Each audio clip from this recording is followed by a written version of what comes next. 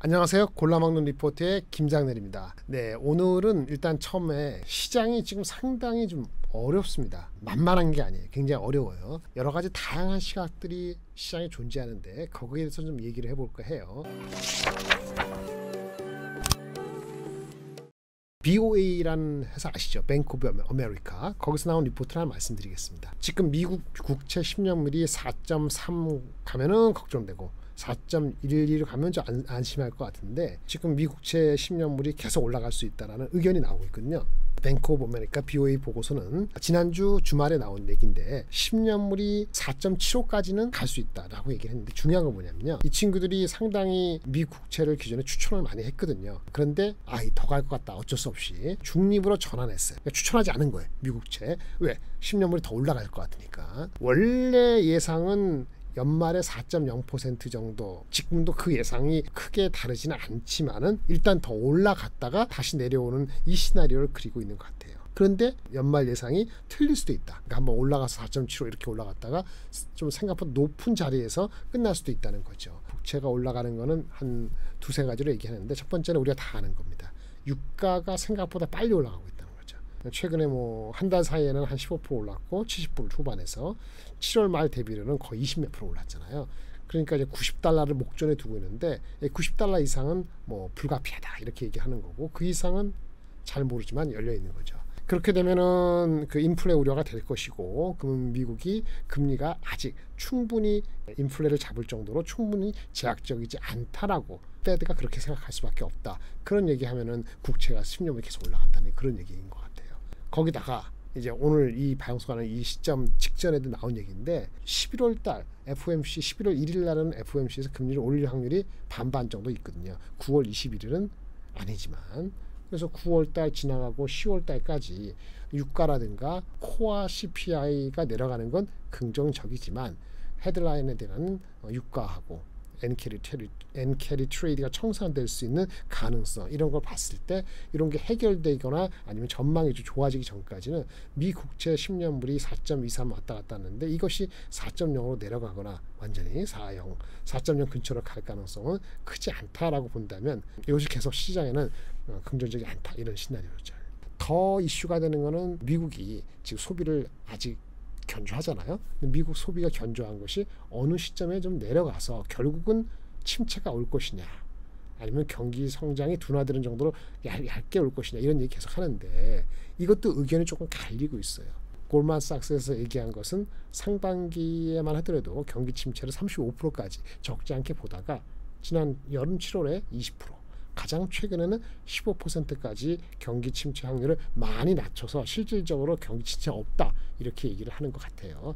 반면에 뉴욕 연은에서 나오는 발표하는 경기 침체 확률은 계속 높은 상태 70% 이상이기 때문에 이것도 좀 이견이 이제 있는 시장에서 하나의 방향을 못 세우고 있는 거죠. 뭐 관련돼서 이런 분도 계시더라고요. 8월 초 8월 1일만 하더라도 이제 잠재적으로 주시장에 좀 악재가 있다. 기술적으로는 다 왔다. 이런 얘기를 한 톰이라는 사람이 있는데 이분이 또 9월 8일 기준으로는 또 약간 긍정적으로 바꿨어요. 긍정적이라는 것이 엄청 긍정적인 게 아니고 너무 비관으로 볼 필요까지는 없다. 근데 8월 1일부터 지금까지 주가가 좀 조정을 받았잖아요. 조정받은 상태에서 더 나쁠 거라고 보지 말고 좀 보자는 거죠. 어쨌든 간에 유가가 올라가서 헤드라인 넘버가 높게 나올 수 있죠. 불과 며칠 뒤에 나오겠죠. 9월 13일 기준으로 CPI 넘버가 나올 텐데 연준이 보는 코어 CPI 이제는 근원 CPI라 그러죠. 여기는 유가의 영향이 좀 적으니까 서비스라든지 임금이 더 중요하고 이런데 인플레가 하락 징후는 확실하다. 그거는 확인됐다. 속도만 문제지.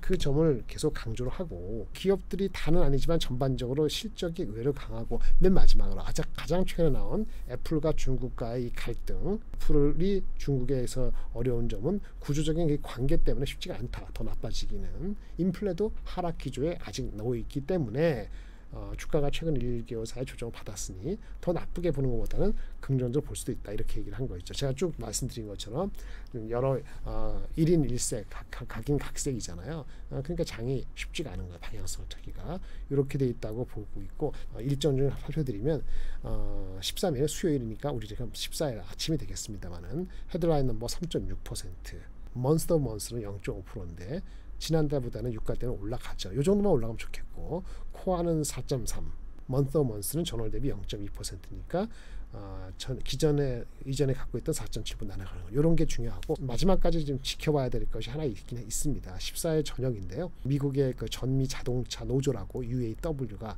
파업을 하느냐 안 하느냐 그 결정하는 데드라인이 이날이에요. 14일 날. 근데 요구하는 게 4년간 무려 40% 이상의 임금을 인상해달라 요구했다고 하니까 이 제조업은 좀 사람이 계속 부족하다는 것 때문에 요것이 조금 잡음이 계속 날 수 있기 때문에 요거를 좀 기다려봐야 될 것 같은. 결론적으로 그 시장에 대한 제 뷰는 영어 말씀 죄송한데 be patient, 참을성 있게 기다리셔야 돼요. 자기 만만치 않아요. 그 다음에 자기 생각이 틀릴 수 있잖아요. 빨리 플렉시블하게 변화해야 돼요. 제가 2차전지 얘기하면 사람들이 뭐 득다같이 난리치는데 2차전지 내려가는 상태예요. 리튬 가격 내려가고 3분기 실적 별로 안 좋을 거고 바이오건 반도체건 투자 관련되는 캐펙스 관련되는 전력기기 기타 등등 뭐 기계죠. 좋게 볼 수 있는 주식 섹터가 많아요. 근데 2차전지 보시겠어요? 당연히 리스크가 생긴 거예요. 인정하셔야 돼요. 또 그렇다고 해서 아까 로봇주 지금 레인보우 따라가는 거 저는 반대입니다. 왜 그런지 아세요? 사람들은 그래요. 아유 가는 놈이 계속 간다. 너무 많이 간 것도 좋은 거 아니에요. 올 상반기 2차전지가 많이 간 것 중에 하나는 다른 섹터들이 만만한 게 없었어요. 걔네들이 펀더멘털이 별로 눈에 안 보였어요. 그리고 상반기는요. 올해 금리 인하가 미국이 올 하반기 어느 시점 있을 거라는 그 허황된 희망이 있었어요. 그게 부풀려서 다 터진 거예요. 지금 금리가 내려간대요? 아니죠. 그리고 다른 섹터들이 관심 있는 게 있죠? 그럼 2차전지 가겠어요? 아니죠. 근데 제 생각도 틀릴 수도 있어요. 왜?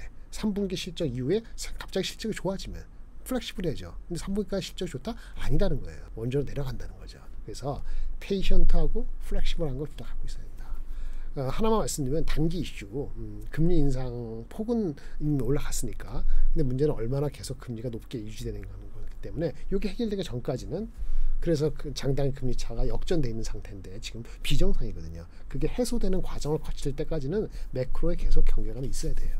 네.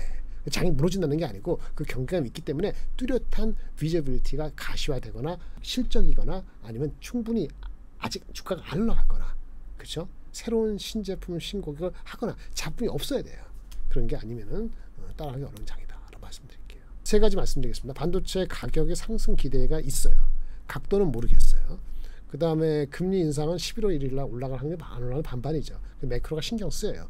더 신경 쓰는 건 11월 이후에 미국이 지금 아직까지 좋은 소비력이 강화되느냐 약화되지 않느냐 이게 중요해요. 소비력이 약화되면 전체적으로 다운됩니다.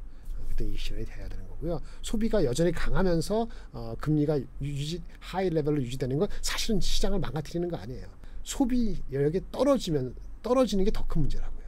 인플레가 반영돼서 장단기 특히 장기 금리가 올라가서 신경이 쓰이지만 그것이 유지되는 것은 크게 이슈가 아니라는 거예요. 소비력이 낙하지면 문제다. 11월 1일 이어보자는 거죠.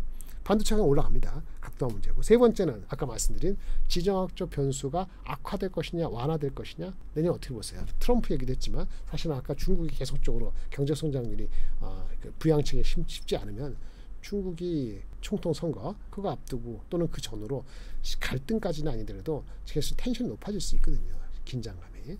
그런 여러 가지 측면을 봤을 때 뭐 대통령 선거가 다 가장 큰 이슈인데 제가 봤을 때 트럼프 지정학적 변수가 악화되는지 여부를 또 바라봐야 돼요. 편한 게 없죠. 미국과 중국이 만약에 어떤 협의를 겹친다면 좀 싸우지 말고 좀 제대로 해보자 한다면 마지막 그거는 11월 중순에 있는 올해 에이펙 정상회담입니다. 에이펙 정상회담이 이번에는 미국에서 하나 봐요. 이게 시카고인가 어딘가 시애틀인가 하여튼 샌프란시스코는 에이펙 정상회담을 해서 중국과 미국이 고위 관계자가 정상회담 만나면 좋겠죠. 정상회담이죠. 정상회담 시진핑이 온다면 이게 좀 다를 수 있을지 모르죠. 그때까지는 경계감을 또는 그런 전망이 나오기 전까지는 10월 말까지는 경계감을 유지하자 이런 얘기입니다. 다소 difficult, 지난하다는 게 지루하고 힘들 수 있어요. 뭐 그렇게 힘들지 않더라도 최소한 경계감을 유지될 필요가 있다. 이렇게 말씀을 드리겠습니다. 길었습니다. 감사합니다.